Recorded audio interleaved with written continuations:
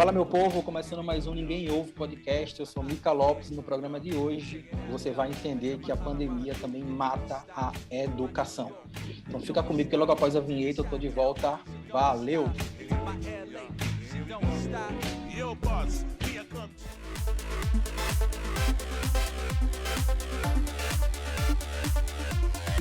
Adianta, me ouvindo? Uou! Gente, estamos de volta aqui. Tô com o Romero para bater um papo massa aqui com três professores, três mestres do ensino, para falar com a gente sobre educação, mas principalmente sobre como a pandemia tem afetado a educação. Então, eu queria chamar aqui individualmente cada um deles para que eles possam se apresentar, para que vocês possam conhecer um pouquinho dos três professores que vão estar com a gente nesse papo de hoje. Queria chamar aqui a professora Ana Maria. E aí, Aninha, tudo bom? Olá, tudo bem, meu filho? Boa noite para todos. Obrigada pelo convite, é um prazer estar aqui. Meu nome é Ana Maria, atualmente eu atuo na Prefeitura do Recife, né? Estou na educação básica, no ensino fundamental, último ano do ensino fundamental, mas também já trabalhei em outros municípios, dos menos ruins, vamos dizer assim. É o Recife, então dos outros eu corri e permaneci no Recife. Estou aí desde 2006 na luta, né? E agora mais ainda. Verdade. É isso. Também sou formada em Direito, fui para o ramo do Direito justamente por causa da educação, né? Porque é uma área que me inquieta bastante. Eu fui entender um pouco, né, através da legislação, das legislações, né, para a educação. Eu fui entender um pouco e as duas áreas, elas se encontram muito, sabe? Muito mesmo. É isso. Estamos aqui para tentar somar, né, e lutar pela educação do nosso país. Vamos embora, todos juntos. Também está com a gente aqui o professor Júnior Carvalho. E aí, professor, boa noite, tudo bom com o senhor? Muito boa noite, Miqueias. Boa noite a todos, né? É uma honra muito grande estar com vocês. Professora Ana Maria Amaral, meu amigo já aí da... Obrigada. Romero, sou professor na rede privada aqui de Goiânia, Goiás. E, assim como disse, né, a professora Ana Maria, a inquietação me levou para a educação e tem aí feito com que eu busque, que eu almeje, né, fazer algo, nem que seja 0,5%, para deixar aí um legado, né, para as próximas gerações, né, uma vez que a educação ela é a base, né, para uma sociedade bem desenvolvida, uma sociedade bem estruturada. Então, por acreditar nisso, estou eu aqui à mercê da educação, servindo em Goiânia, Goiás. Legal. Seja bem-vindo. Também está com a gente aqui para completar esse timaço aqui, nosso professor Amaral Santos, um amigo agora também do podcast, né? Um fã também da gente, que foi o cara que fez essa ponte com os outros professores. E aí, professor, tudo bom? Boa noite. Boa noite. Primeiro eu quero dizer que é uma honra estar aqui no podcast. Eu sou um acompanhador, cheguei recentemente, o trabalho de vocês é realmente espetacular. E eu sou professor em formação, já deveria ter me formado, acho que eu sou o exemplo de como a pandemia atravessa as vidas das pessoas. Então, eu deveria ter me formado em dezembro de 2020 e por causa da pandemia, a universidade suspendeu as aulas e a minha formação foi adiada para agosto de 2021. Mas eu tenho um contato com a sala de aula através de estágio e através de projetos de extensão. Em particular, sou bastante engajado no mundo do pré-vestibular e eu tenho uma direção assim, pedagógica com o ensino médio. Bom, vai ser um prazer hoje compartilhar com vocês um pouco do conhecimento, um pouco do que a gente produz na universidade e falar aqui, né? Eu acho que eu estou com grandes pensadores hoje aqui. Então, por exemplo, o Júnior Carvalho, a professora Ana. E aí, vamos lá, vamos contribuir. Vamos embora. Então, gente, eu queria, antes de ir de fato para o tema, né, que é sobre a pandemia, sobre a educação e como isso tem afetado, eu queria dar um passinho atrás para entender como estava a educação pré-pandemia, porque é fato que aqui a doença ela tem atrapalhado muito a economia, a saúde e a educação também. mas eu queria entender antes, né, como estava a educação pré-pandemia, o cenário das escolas, dos alunos, a participação do governo, como é que isso estava sendo inserido na sala de aula, se tinha alguma participação positiva ou negativa, para depois a gente caminhar até a pandemia. Quem quiser puxar o assunto aí, fica à vontade, estamos livres. Eu acho que eu posso começar. Tudo bem, professora Ana? Tudo bem, tudo bem. Bom, Miquel, o negócio é o seguinte, existe a Organização para a Cooperação e Desenvolvimento Econômico, que é o OCDE, que organiza o relatório lá do Programa Internacional de Avaliação de Estudantes, que é o PISA, né? E esse relatório examina as políticas eficazes de escola de sucesso, né? Então, ele está analisando prática de sistemas educacionais e aí ele vai avaliar a educação, né, de vários países que participam.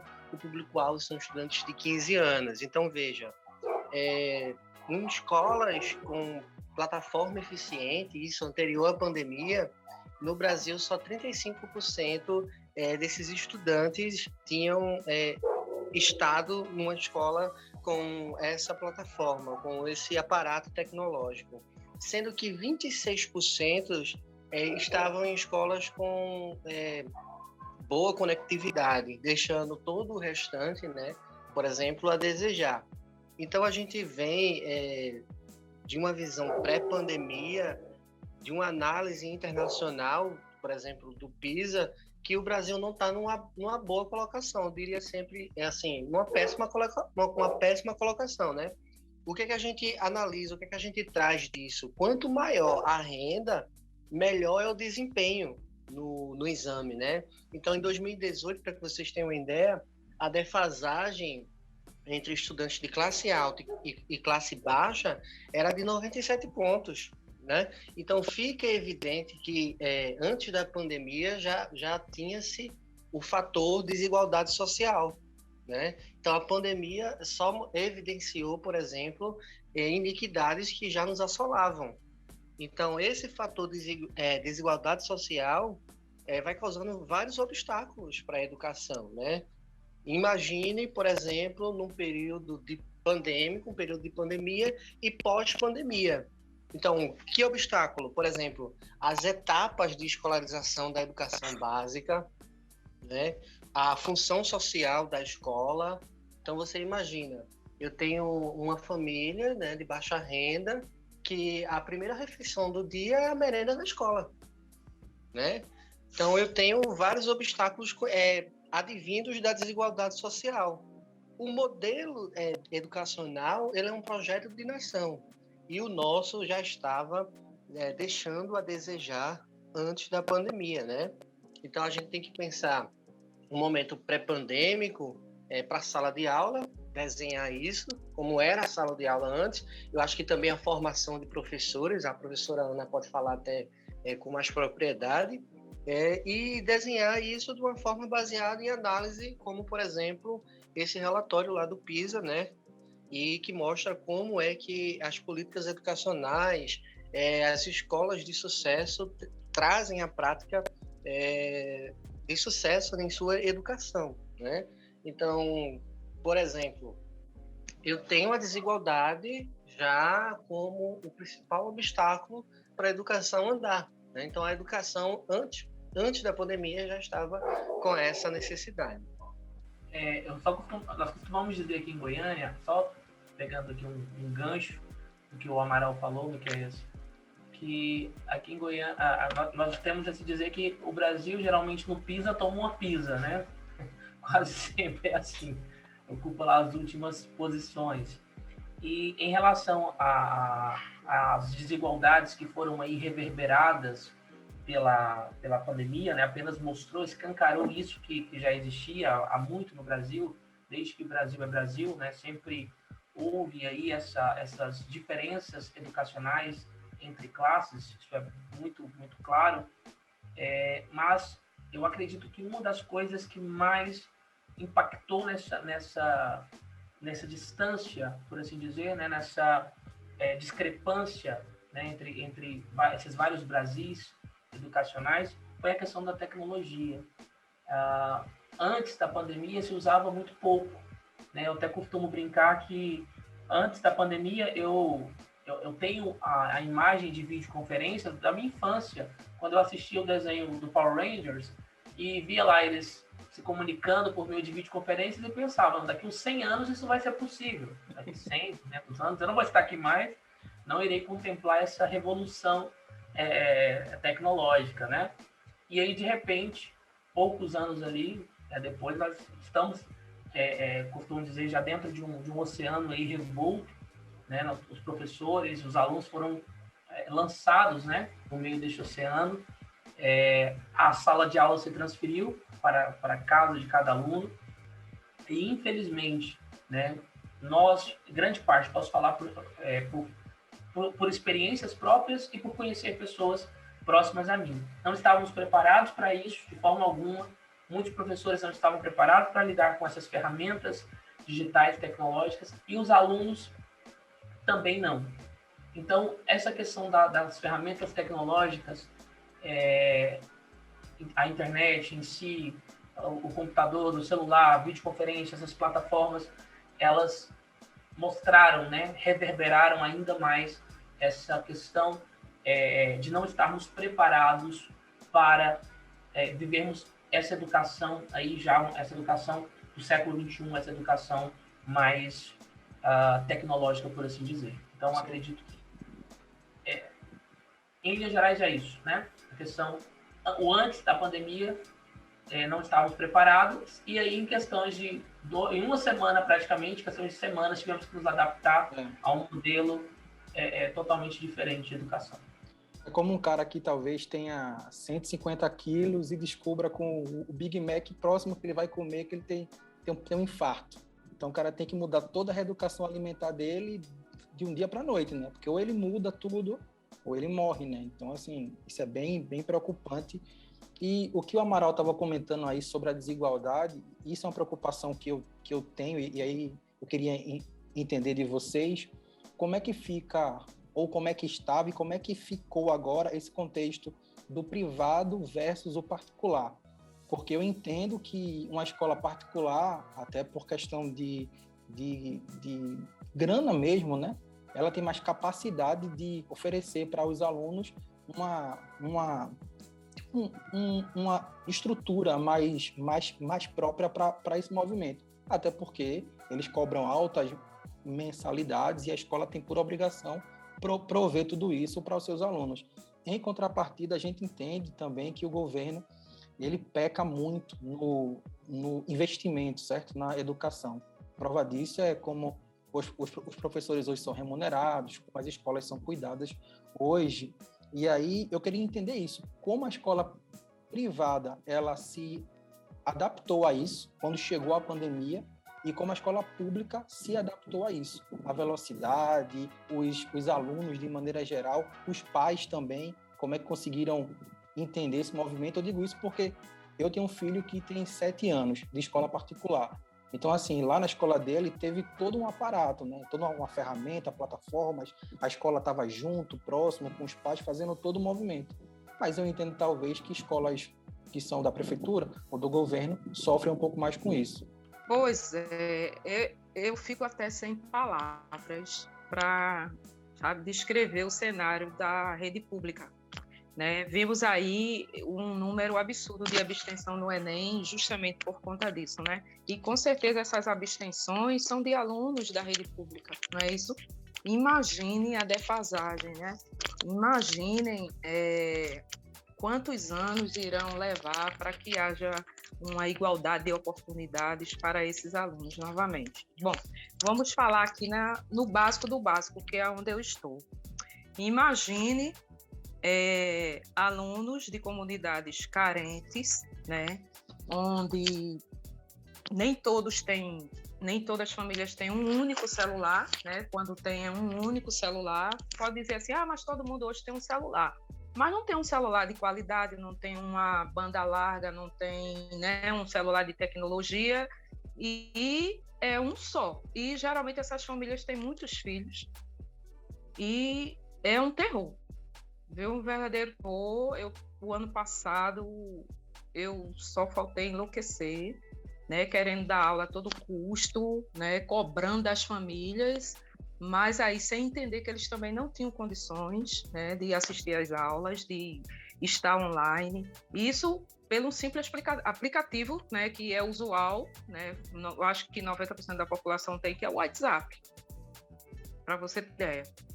Então, um cenário muito triste. Então, o ano iniciou da mesma forma, estamos no mesmo cenário, com as mesmas dificuldades, alunos sem poder assistir aula, professor desesperado querendo dar aula, e esbarramos nas tecnologias.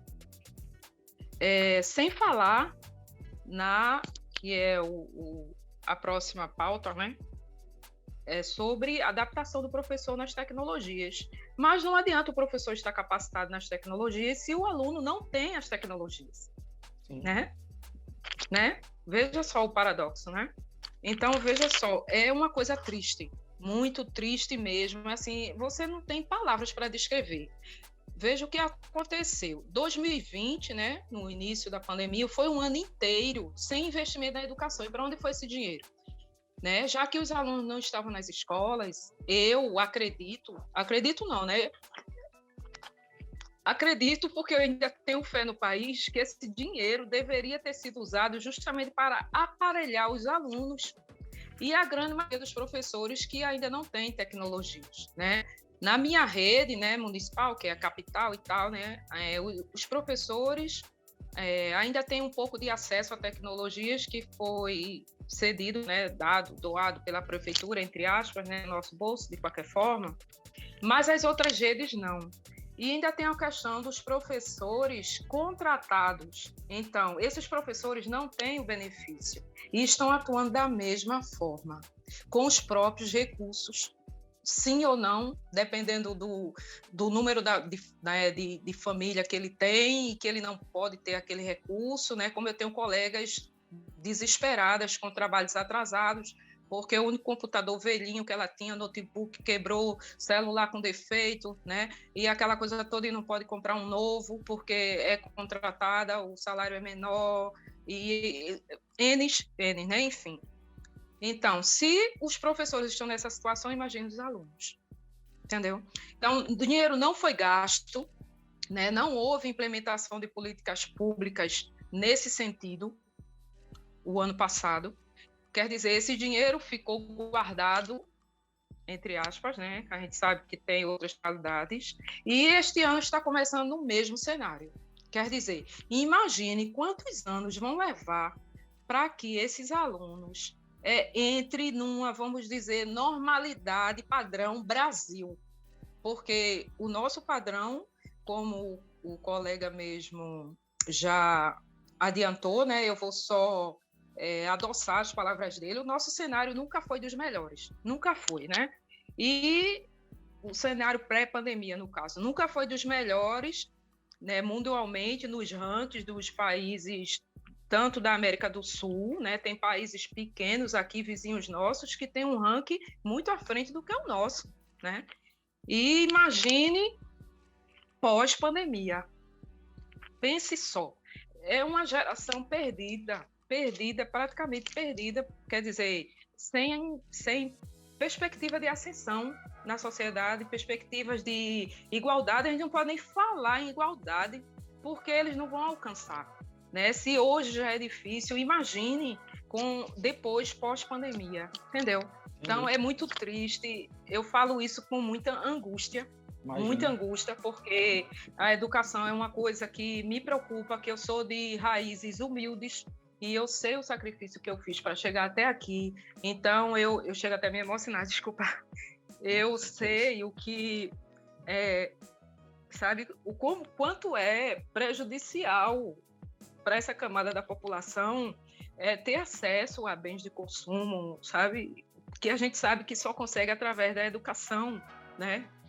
Então, muito triste, sabe? Eu estou vendo um cenário negro para frente e já estou, assim, desanimada e, sabe? Enfim, eu vou parar um pouco, porque eu me emociono. Não, tudo Sinceramente, bem.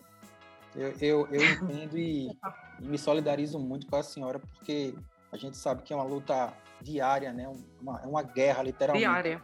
que tem que ser enfrentada contra tudo e contra todos, mas tendo que seguir em frente não é uma coisa fácil. Eu queria... Pois porque... Diga lá. Só para concluir, então a falta de efetivação em políticas públicas para a educação aqui no nosso país, principalmente do governo atual, olha, deixou, né, muito a desejar, e não existem sinais de perspectiva, de promessas. Só para salientar, tivemos eleições municipais recentemente, na pandemia. Eu não escutei uma só proposta, né, de implementação de algum recurso especial, ou mesmo o que já está na lei para sanar esse problema agora na pandemia, e nem para pós-pandemia. Então, não houve sequer, todos foram eleitos e sem nenhuma proposta para a educação, porque a própria população já, assim, sabe, já está tão culturada em não dar valor à educação que eles nem cobram, entendeu? Sinceramente, é uma coisa que eu não consigo entender. É difícil. Entendo essa indignação e concordo muito com a senhora. Realmente é triste e absurdo, né? Entender como a educação acaba sendo tão desprestigiada até por quem está hoje no poder, né? Mas, enfim, vamos seguir em frente. Eu tô querendo puxar uma outra pergunta aqui, e aí, Júnior, acho que talvez tu possa me falar um pouco sobre ela, que é o seguinte: eu queria entender um pouco qual o impacto de um ano, né, com pandemia, mas assim, em diferentes fases da educação. Porque, por exemplo, eu tenho um filho, como eu falei, né, ele tem 7 anos de idade, está no primeiro ano do ensino fundamental. Então, assim, é uma fase crítica, né, uma fase de alfabetização. E eu entendo que, para quem está sendo alfabetizado, ficar um ano fora da escola é terrível. Mas, por exemplo, para um aluno que está no ensino médio, o impacto disso é tão grave quanto, um pouco menos grave, porque eles já conseguem achar outras alternativas, ou não? O impacto é tão pior quanto, independente da idade do aluno, mas é evidente que impactos são diferentes, mas com a mesma proporção. Eu queria até colocar mais um pouquinho inserir um pouquinho mais na pergunta. E para alunos, no caso, que são bem novos, por exemplo, no caso, alunos que vai começar a escola e por isso não começa e termina tendo um atraso para entrar na escola, por exemplo, com 2, 3 anos, seria aquela época de ingressar no maternal, se para esses alunos também, se é a mesma dificuldade ou se fica diferente. Sim. Bom, no caso, o aluno do ensino médio, nós temos que entender que é ali o final do processo, por assim dizer, da escolarização, né, da escola básica ali. Eu falo básico como um todo, por mais que nós temos nomenclaturas, né, ensino fundamental 1, ensino fundamental 2, ensino médio, para mim tudo é fundamental. A escola como um todo é fundamental. Então, este aluno do médio, respondendo primeiramente para o Miqueias, este aluno do médio, ele foi bastante penalizado, né, no ano passado, principalmente porque ele perdeu o horizonte, ele não tinha perspectivas, né? Eu havia trabalhado com uma turma, só para exemplificar para vocês, eu havia trabalhado com uma turma desde o 9º ano, vim trabalhando com eles, 9º ano do Fundamental 2, 9º, primeira série do médio, 2ª, terceira série. E quando entramos na terceira série, com aquele ímpeto, com aquele desejo de ir lá fazer uma boa prova do Enem e tirar bons resultados, inclusive alunos, nós estávamos com um grupo de alunos que iriam se deslocar de Goiânia para São Paulo para fazer a prova da USP, vestibular FUVEST, veio a pandemia, né? Em março ali começou o processo, foi assustador, né? Eu acredito que em Recife, em Pernambuco e no Brasil inteiro, né? O Brasil como todo foi da mesma forma. No domingo à tarde, no sábado era apenas ali conversas distantes, quando foi no domingo à tarde que se confirmou e de repente veio a nota do governador e do prefeito falando, olha, a partir de amanhã tudo está fechado. As escolas, tudo, né? Só os serviços essenciais por 15 dias. E aqueles 15 dias se tornaram mais de 9 meses e agora 1 ano, né? Por assim dizer. Então, o aluno que estava no médio, ele perdeu esse horizonte, ele perdeu esse prisma.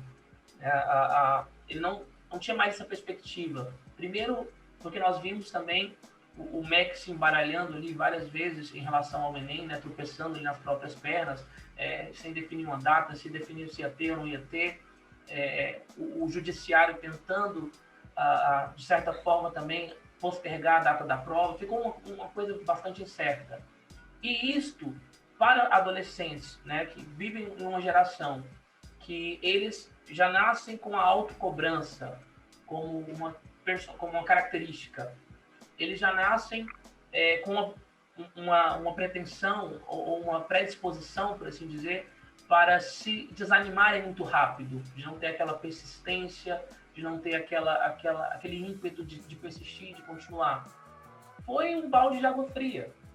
Então, eu costumo dizer que foi, para mim, essa experiência agora, no ano de 2020, né, até chegarmos agora em 2021, foi como tirar leite da rocha. Tentar tirar leite da pedra, tentar motivar o aluno, mesmo não estando eu como professor motivado, mesmo não tendo eu como professor perspectivas, como bem colocou a Ana Maria, de maneira tão sábia, né? Sem ter perspectiva, sem saber como vai ser. Então, o aluno do médio, ele saiu bastante prejudicado, porque este aluno, ele precisa ter perspectiva, ele precisa ver, ele precisa ter certeza. Em uma geração que é tão maleável, uma geração que muda tão facilmente, é necessário que a certeza ela seja algo presente, a certeza ela esteja ali, a certeza do que eles vão fazer, se vai ter a prova certinho, no dia certo. Nós precisamos trabalhar com certezas. É uma geração que não se dá para trabalhar com incertezas, como talvez. E em relação à pergunta do Romero, também uma pergunta bastante profícua aqui para o nosso debate, da mesma forma, são as duas pontas. O ensino médio, o aluno está saindo. O ensino fundamental, o aluno está entrando no processo. Então, note, uma parte ela é tão importante quanto a outra. Nós precisamos receber esse aluno, passá-lo pelo processo para devolver ele para a sociedade, para devolver ele para o ensino superior, para devolvê-lo para o mercado de trabalho. Então, eu vi muitos pais, inclusive, voltando novamente à fala da Ana Maria, né? Ana Maria, parabéns, muito bem colocado. Eu vi muitos pais, por uma questão cultural do nosso país, infelizmente, dizendo assim, não, meu filho é criança, tá pequenininho ainda, não vai prejudicar ele ficar fora da escola esse ano que vem. Aí depois a gente vê, mais para frente eu vejo o que faz. Então, por uma questão cultural, porque a educação, em nenhum momento ela foi pensada. Eu vi vários comitês, Amaral, Miqueias, Ana Maria, Romero, vários comitês sendo criados, comitê para isso, comitê para aquilo, para o transporte público, para aquilo outro, mas nenhum para a educação. A educação ficou à deriva. Peraí, como nós vamos fazer? E aí, esquecem que tudo que está acontecendo hoje é justamente pela falta da educação. Esquecem justamente que a população não está respeitando o distanciamento social, porque não é ensinado nas escolas de uma maneira útil, de uma maneira profícua, a respeitar isso, respeitar limites, respeitar o colega. Então, tudo esbarra na educação. E eu acredito, né, e quero crer, né, esse podcast, aqui, esse momento conversando com vocês, me faz ter a esperança de que nós vamos, depois dessa pandemia, como educadores, unir essa classe, né? A prova disso é que vocês estão aí no Recife, eu estou aqui em Goiânia, mais de 2.000 quilômetros nos separando geograficamente, mas o propósito do coração está unido, né, em um só desejo, que é mudar, transformar a educação desse país. Então eu acredito que nós vamos juntos, se trabalharmos com o mesmo propósito. Eu costumo, só para finalizar, dizer o seguinte: por que no Brasil a classe médica é tão valorizada? Por que no Brasil a classe médica é tão elitizada? Ser médico é status. Você fala que é médico, opa, a conversa muda, a perspectiva muda. Por quê? Porque é uma classe, tem todas as suas limitações também, mas é uma classe muito unida, Miquel. É uma classe que se une, É verdade. que fala a mesma língua. Um médico de Goiânia pode se reunir tranquilamente com um médico do Recife, que vão falar ali uma mesma língua, mesmo não concordando, eles não se anulam, eles não deterioram um ao outro, eles não criticam um ao outro abertamente, né? Não menosprezam o trabalho do outro. E para nós, professores, que somos uma classe tão importante, eu até costumo dizer, até mais importante, a classe mais importante de todas, que nos falta essa unidade, trabalharmos juntos, nos protegendo e exigindo uma educação de qualidade e melhor estrutura para o nosso trabalho. Eu acho até que essa reflexão que o Júnior fez levanta a disparidade entre o ensino público e privado. Porque, vejam só, parece que no ensino público o acompanhamento é genérico e a aprendizagem ela é facultativa.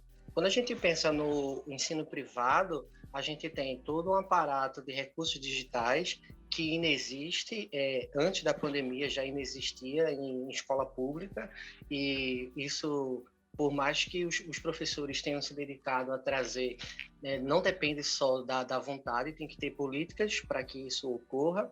E também, assim, o material didático, o acompanhamento é de uma forma genérica. E aí a pandemia traz, além de tudo do que a gente já discutiu, uma questão a se observar. Então, veja, por exemplo, na educação básica, tem uma coisa chamada que é a dimensão funcional primordial para o desenvolvimento, que o filósofo francês Henri Vallon, ele vai dizer que a criança ela precisa ter afetividade, motricidade e cognição para aprender as coisas. E hoje, na escola pública, eu sou pai, eu tenho uma criança de 7 anos, a professora chega no WhatsApp e, olha, pai, a tarefa é essa. Mas como é que, por exemplo, a criança vai pensar, agir, baseada nessas dimensões funcionais de Henri Vallon, sentir, né? Porque tudo isso traz uma falta, e para desenvolver aquilo, porque pelo menos para mim não faz sentido nenhum. Que, por exemplo, eu tenho que me ater àquilo e desenvolver no meu filho aquilo que, por exemplo, eu não me sinto capacitado para desenvolver. Então, a escola faz falta nisso, né? Então, por exemplo, e a gente volta à função social da escola. Então, a gente vai ter alunos que, por exemplo, eles vão ter uma evasão das atividades, né? Porque a escola ela tem um propósito, a escola tem uma função social. E aí, tudo isso a gente pode refletir, por exemplo. Então, como é que eu desenvolvo na educação básica a afetividade, motricidade e cognição à distância, remoto? Como é que eu desenvolvo isso, por exemplo, em as crianças que não chegaram a ser atendidas? Porque a gente está pensando em famílias, por exemplo, de recorte socioeconômico menor, né? Classe já ali na subsistência, que, por exemplo, não tem o celular. Não tem. E aí ele tem que ir na escola, o pai, né, buscar o material didático, e é mais ou menos assim, se vira. É o livro, tá aí, faz a tarefa. Entende isso? E aí a gente tá falando de um recorte que a conta não fecha, e não vai fechar porque existem disparidades, fatos, e essa reflexão vale a pena. Total. Concordo 110% com o que você falou. Eu queria, pessoal, agora ir para um viés da conversa aqui, e aí já vou fazer aqui um disclaimer aqui. Podem ficar super à vontade para falar sobre isso, ou também, se não quiserem falar sobre isso, não tem restrição aqui, nem impedimento, mas eu queria entrar no viés político agora, porque eu entendo que, por ser um país democrático, né, ainda somos um país democrático, eu entendo que a política, ela interfere diretamente na nossa vida como um todo, né? Porque uma decisão lá de cima afeta a vida de milhões de brasileiros. Então, eu queria entender como o governo atual ele tem se posicionado, ou se omitido, ou ajudado, ou atrapalhado nas políticas de educação. Isso na esfera, talvez, no governamental, ou na esfera municipal também. Enfim, como é que o MEC tem trabalhado junto da escola, do professor, para tentar passar por isso junto? Ana, se quiser puxar essa discussão, fica à vontade. Ok. Nesse cenário, houve uma total ausência de coordenação em relação ao MEC. Uma total falta de coordenação nacional. Então, se faltou a coordenação nacional, é claro que nas outras esferas, né, vão pegar carona, não é isso? Porque as outras esferas, elas ficam no aguardo dos repasses nacionais, né, nas determinações nacionais, e isso ficou solto. Nesse governo está solto, né? Tanto que já mudou de ministro, tal e tal. Enfim, e na pandemia essa coisa piorou muito. Então, essa falta de coordenação nacional gerou uma baixa execução orçamentária. É como eu falei lá no início, né? Não houve o que deveria ser investido na educação, né, nos municípios, estados.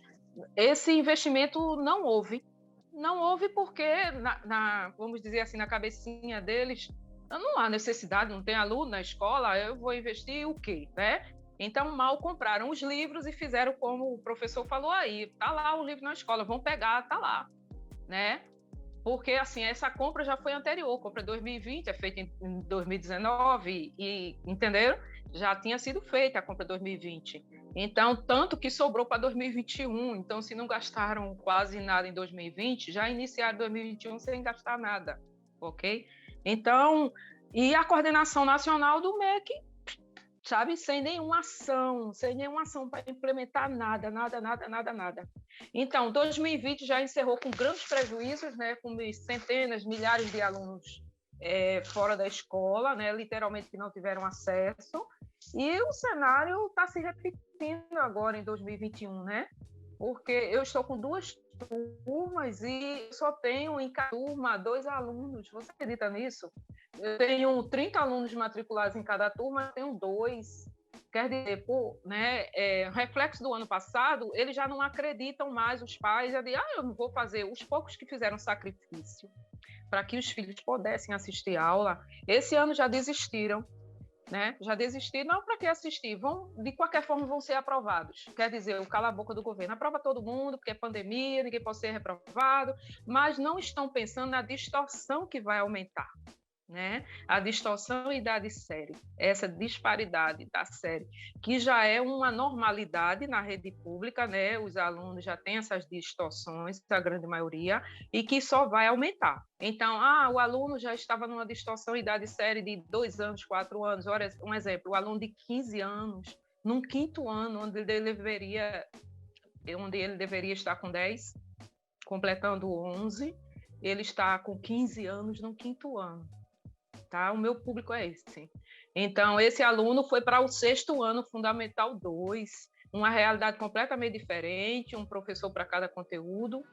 Imagine, esse aluno, ele vai ser um aluno que vai evadir. Né? Se ele já não acompanhava antes, ele não vai acompanhar mais. Então, ele vai perder totalmente o interesse, ele vai evadir. E, como eu também sou da área de direito, o que é que acontece? Pasmem. Esse aluno vai ser seduzido pelo crime, porque ele está ali na periferia, o crime está lá, seduzindo, né? A escola não é mais interessante, né? Eu não tenho mais perspectiva, então o que é que eu vou fazer? Né? Eu vou ser seduzido por um trocadinho, aí, né, começa com aquela coisinha básica, daqui a pouco tu sai se envolvendo, e aí chega, né, infelizmente, que eu vejo nas várias criminais, né, primeiro passa pelos juizados e tal, daqui a pouco... Esse é o cenário, porque eu estou encontrando alunos meus no tribunal de júri. Veja que tristeza. Meu Deus. É triste demais. E agora pense nisso depois desse período de pandemia. Pense essa geração daqui a 5 anos. Onde é que você vai encontrar? Entendeu? É isso que eu vejo, é isso que acontece. Júnior, quer falar alguma coisa sobre isso, gente. Questão? governo, as políticas públicas, como é que o governo atual tem se comportado ou se mal comportado em relação à educação? Eu acho que, assim, política, nós não podemos nunca olhar de maneira isolada. Políticas são contextos. Eu costumo dizer isso bastante quando tenho a oportunidade de ensinar, até mesmo porque, em alguns momentos, eu ministro a disciplina de repertório sociocultural e acabo ali falando, né, de ciências políticas como sendo também parte importante do repertório sociocultural, na aquisição de repertório sociocultural pelos alunos. Então, política, ela nunca pode ser avaliada de maneira isolada. Não posso dizer que o Brasil ele começou agora, atualmente, no dia 1º de janeiro de 2019, né, com a posse do então presidente e sua equipe de governo. Ele herdou, não estou defendendo, estou apenas fazendo essa reflexão, ele herdou todo o contexto, ele herdou políticas, muitas, desculpem, essa é a minha visão, políticas muitas erradas, inclusive, no tocante à educação. Então, pelo fato de começar esse contexto já, digamos, desarranjado e encontrar um cenário que já estava desarranjado, isso corroborou para chegar onde nós estamos hoje em relação à educação. É claro que houve-se, ao longo aí da história recente, alguns investimentos pesados na educação, porém, não foram investimentos, isso foi até discutível ao longo da minha graduação, nós discutimos isso na disciplina de políticas educacionais. Houve-se investimentos, sim, principalmente no Brasil, na parte do ensino superior.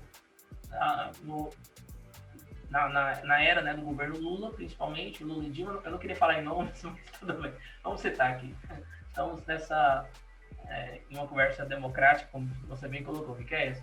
Houve esse investimento, mas principalmente na parte superior, né? Em relação a outros governos, houve investimento também, sim, no ensino fundamental, né? Houve no ensino médio, né?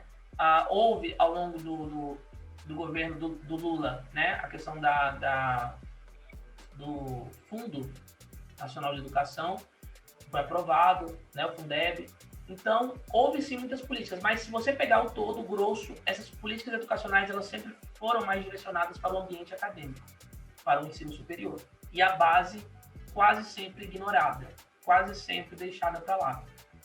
O governo Temer aprovou-se, né, a BNCC, a nova base nacional curricular, né, comum curricular, tentando aí dirimir essas diferenças, tentando fazer, digamos, um milagre, tentando resolver 500 anos de problemas da educação com apenas, né, algumas diretrizes, o que é impossível, né? A educação ela vai demorar anos e anos e anos. Então, eu analiso política dessa forma, né? Acho que o governo está ainda perdido em relação à educação, herdou um cenário também que já era obscuro e, quando nós olhamos para o futuro, nós vemos ainda mais obscuridade, como a Ana Maria colocou muito bem, né? Então, cabe a nós, como professores e educadores, participar desses processos, né? Participar cobrando. Eu tenho uma certa resistência em relação à causa militante política. Acho que isso não é algo legal para a educação, né? Um país democrático, você tem direito de defender as suas ideias, mas não militar a ponto de né, até mesmo de denegrir a própria imagem de uma classe. Acho isso uma questão de vilipêndio, até mesmo, não é? Para a classe dos professores, no caso. Então, acredito que nós, professores, temos que assumir esse lugar de pensadores, este lugar de formadores de opinião crítica, e opinião crítica em um país democrático. Eu sou a favor de que essa opinião ela seja o máximo possível isenta, né? Justamente para que o aluno ele tenha essa liberdade de buscar referenciais teóricos, A, B, C, D, né? Se embasar de uma maneira profunda. Então, acredito que para mudar essa perspectiva obscura que nos espera logo ali na frente, é preciso que nós nos unamos como classe e possamos juntos né, assumir esse lugar de críticos, formadores críticos de opinião e também correr atrás. Note, falando aqui do descaso com a educação. Eu acabei de receber uma notícia aqui, neste momento, que o governador do estado de Goiás, né, o governador Ronaldo Caiado, fez o seguinte pronunciamento, agora há pouco, que os professores só serão vacinados quando voltarem para as aulas presenciais. Eu pergunto, qual a lógica disso? Tipo, nós vamos sair de casa, ir para o trabalho e depois nós seremos vacinados. Quantos perderão suas vidas? Isso foi um site aqui bastante visitado, um site de referência e notícias aqui na cidade. Então, qual a lógica disso? Olha como a educação é sempre a última, né? E como nossa classe, infelizmente, professores, profissionais de educação, aceitamos isso na maior parcimônia, aceitamos de maneira pacífica, tranquila, sem requerer, né? Sem cobrar nada. Então, infelizmente, a perspectiva da educação futura no Brasil é nebulosa e, em parte, nós, professores, temos sim responsabilidade nessa questão por sermos muito passivos e aceitar, deixar que a coisa às vezes corra pé frouxo aí, por assim dizer, no que tange a educação no país. Entendi, perfeito. Amaral, quer complementar? Quero sim. Veja só, eu gostaria de, acho que explicar para os nossos ouvintes algumas coisas. Então, veja, o que é uma política educacional? A política educacional é uma ação que vai pôr em prática o acesso à educação para todos, certo?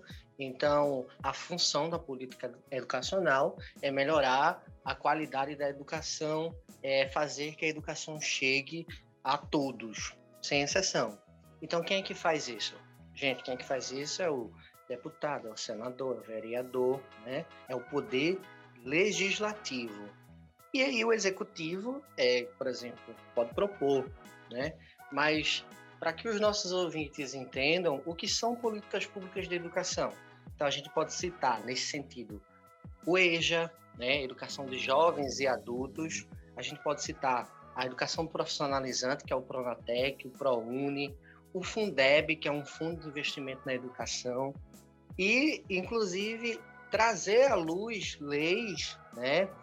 Por exemplo, de diretrizes e bases, a Lei 9.394/96, que vai, por exemplo, dizer que a educação tem que ter igualdade, acesso e permanência, o pluralismo de ideias, né? E tem que ser gratuita. Ou outras, né, leis que já são consagradas, por exemplo, a Constituição, acho que o artigo 205, se não me falha a memória, é que a educação é direito de todos e dever, né? Dever de quem? Do Estado, da família. Então, a gente tem que desenhar isso para os ouvintes. Depois a gente tem que, entregado isso ao ouvinte, perguntar o que é que você enxerga de tudo isso que eu acabei de explanar no governo que você atualmente tem sido presidenciado, tem sido governado. Então, por exemplo, o governo atual ele tem uma marcação, né? Uma marcação assim que histórica, que vai entrar para a história, e eu acho que as pessoas estarão nos livros de histórias com essas marcações. Então, o governo atual ele tem, por exemplo, com o intuito de privatização da educação pública. Por exemplo, a gente viu episódios de ameaça, censura do livre magistério, que eu acho que isso é pertinente falar, porque aí a gente vai desvendando outras coisas que só vai vir com a criticidade, como o professor Júnior falou, e quando a gente consegue nortear, enquanto pessoas, enquanto indivíduos, nosso lugar no mundo. Então, por exemplo, tem cortes, né, nos orçamentos das universidades, tem bolsas da CAPES, por exemplo, mestrado e doutorado, que foram bloqueadas, tem diversas coisas que a gente vai fazer refletir sobre o que é política pública e se isso tem se efetivado de tal modo como a gente esperaria, como a gente gostaria. Agora, o que é que leva a gente a essa reflexão? A educação. A educação leva a gente a essa reflexão e eu acho que por ser sujeitos críticos, dotados de inteligência, a gente tem que lidar com o fato aprender com o fato e o que é que a gente vai fazer com esse fato daqui por diante, né?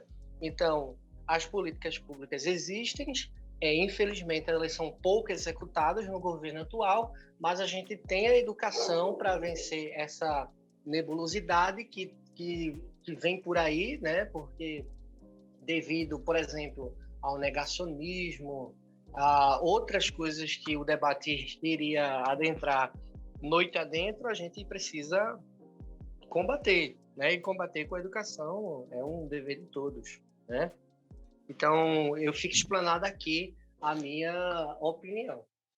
Importante. E como o professor Júnior falou, o debate aqui ele é aberto, né? A gente está aqui para conversar e, inclusive, eu estava até pensando aqui, para quem for escutar esse podcast, é um podcast de altíssimo nível, né? Eu estou aprendendo aqui mais do que acho que nunca aprendi nesses meses aqui sobre o tema, sobre a educação. Estou realmente bem feliz e satisfeito com o material que está sendo trabalhado aqui nessa conversa. Quer falar, Romero? Não, eu ia complementar isso aí, porque naquela hora que eu perguntei sobre a questão da idade infantil é justamente porque eu tenho um filho também novinho, assim como o Miquel, né? E aí eu estou me preocupando muito com isso, com essa questão dele ainda não ter entrado na escola, justamente pelo medo da pandemia e tal. E a falta, digamos, disso aí mesmo, do foco na educação que os governantes não têm, né? Porque a gente já está há um ano de pandemia, um pouco mais de um ano, e realmente, como a professora Ana Maria falou, se o interesse fosse na educação, ou seja, se existisse um cuidado assim, aí sim poderiam já ter tentado resolver um pouco esse sistema de aulas, de formas de cuidados, uma série de coisas que vem fazendo, mas é tudo muito pouquinho, sabe? Sim, só para tudo não muito dizer micro. Que não fizeram, né? Só para não dizer que não fez. Mas era só isso. Tá, gente, a gente já está com 1 hora aqui de papo, e aí eu vou indo para o final da conversa. A conversa está muito boa aqui, seria papo aqui para 2, 3 horas com facilidade, mas não vou abusar do tempo de todo mundo. Então, eu queria pedir aqui para individualmente, eu vou fazer aqui, seguindo nessa ordem, professora Ana Maria, professor Júnior, professor Amaral, um comentário para que quem estivesse ouvindo esse podcast tivesse algum tipo de esperança. A gente sabe que o professor, ele, acima de tudo, ele leva esperança, né? Ensino, conhecimento, um futuro, como o professor Júnior bem falou. Então, eu queria que a gente encerrasse com essa esperança, né? Para quem estivesse escutando a gente, entendesse que a educação ainda é o melhor caminho para um futuro melhor para todo mundo. É verdade, né? Educação é a base para tudo, né? Como os outros professores já mencionaram, né? E eu endosso. É base para tudo, gente. É base para tudo. É base para evitar doenças, é base para evitar a criminalidade, né? É base para tudo. Quando é tudo mesmo. Então, quem mais e para quem mais precisa dela, né? Quem não tem acesso aos bens de consumo, né? A única forma de conseguir, né, licitamente é através da educação. Então, sem educação, sem saúde, sem segurança, sem saneamento básico, né? Sem nada, né? Sem educação é sem nada mesmo. É isso. Então, gente, tem esperança, busquem, né? Não tem. Eu, por exemplo, eu vou falar por mim. O ficar só esperando, como o professor falou, a Constituição diz, a educação primeiro lugar, é dever da família. Veja como eles colocaram. Primeiro da família. Por que primeiro da família? Porque o Estado não pode ir na casa de cada cidadão buscar a criança e colocar na escola. Então, segundo lugar é do Estado. Terceiro lugar é da sociedade civil. Falha no seu dever. Então, é quando a sociedade civil supre essa falha, essas lacunas, né, com as ONGs, né, escolas comunitárias, e aí, né, onde falta o governo, a sociedade civil vai lá. Então, é dever, né, família, primeiro lugar, Estado, segundo lugar, sociedade civil, em terceiro lugar. Então, primeiro, família. Então, gente, é um recado para as famílias. Não negligenciem, lutem, não desistam, né, da educação de seus filhos. Né? Essa é a minha mensagem. Eu quero finalizar aqui fazendo a citação de uma canção clássica, interpretada pela singular Gal Costa. Essa canção, inclusive, foi a abertura de uma telenovela, em 1992, que tinha como tema Deus nos acuda. Eu acho que é o que nós estamos precisando neste momento ser... Deus nos acuda. E a canção começa dizendo assim: Brasil, minha voz enternecida, já adorou seus brasões, na expressão mais comovida das mais ardentes canções. Acho que nesse momento estamos todos com a voz enternecidas, né? Com a voz trêmula, com a voz cansada, mediante a tantas injustiças, a tantos descasos com a educação brasileira. Mas quero lembrar aqui ao nosso amigo ouvinte que nós, ao longo de nossa história, passamos por muitos episódios e em todos conseguimos vencer. E estamos aqui hoje, e eu considero vitorioso, né? Nós consideramos a educação brasileira vitoriosa por aguentar durante tanto tempo, né? Tantos descasos, tantas questões contrárias, e resistir aí bravamente, né? Quando eu vejo aqui professores às 10 horas da noite, em uma quinta-feira, gravando esse podcast, isso me dá esperança de que nós vamos mudar este país um dia. A educação, ela é e sempre será o melhor caminho para isso. Mesmo com a voz enternecida, como diz a canção, com a voz trêmula, nossa voz jamais se calará. Nós não iremos sumir com a escuridão que está aí à frente, né? Que nós, professores, alunos, pais, familiares, que toda a comunidade, todo brasileiro que acredita na educação possa se dar as mãos e juntos nós encontrarmos aí a luz do conhecimento para reverberar uma manhã melhor para este país, que para mim é o maior e melhor país do mundo. Pode dizer o contrário, mas um país que resiste bravamente, um país que tem em seu solo a maior riqueza natural do planeta Terra, um país que tem a maior diversidade cultural, embora ainda precisa aprender a conviver com essa diversidade, mas um país que possui a maior diversidade cultural do mundo, um país que eu me emociono até de falar, né, do meu país, porque eu amo esse país e acredito nele demais, sou orgulhoso em ser brasileiro. Este país, ele merece um lugar de destaque, ele merece uma educação de qualidade. Então, vocês que estão me ouvindo, nós não vamos desistir da educação e vamos juntos, com as mãos dadas, construir uma manhã melhor e vamos encontrar a luz do conhecimento que dissipa toda ignorância e toda desigualdade. Meu muito obrigado a todos vocês. Lindo, professor. Eu queria agradecer de estar aqui hoje, né?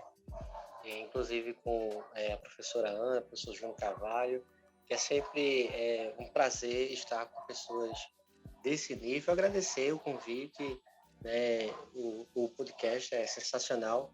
Bom, e eu queria dizer a você uma recomendação, você ouvinte. Leia Pedagogia da Esperança, Paulo Freire, porque, por exemplo, como apontava o mestre, não é uma esperança que a gente está precisando em tempos de esperança, não é aquela de esperar, da passividade, de esperar, mas sim de esperar, de esperançar da ação de quem vai à luta, certo? Então, tempo de esperança é tempo de luta e a gente vai continuar lutando. Muito obrigado. Amém. Obrigada, gente. Gente, eu queria agradecer demais a Obrigada. De todos. Foi uma honra, foi uma aula, na verdade. Assim, eu estou aprendendo muito aqui. Estou muito, muito feliz, muito agradecido.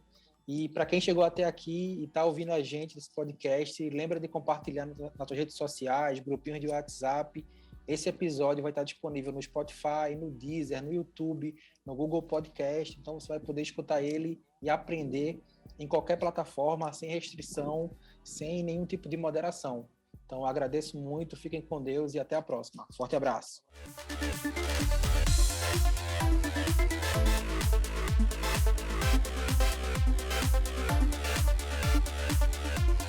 Ô, adianta, me ouvindo? Uou!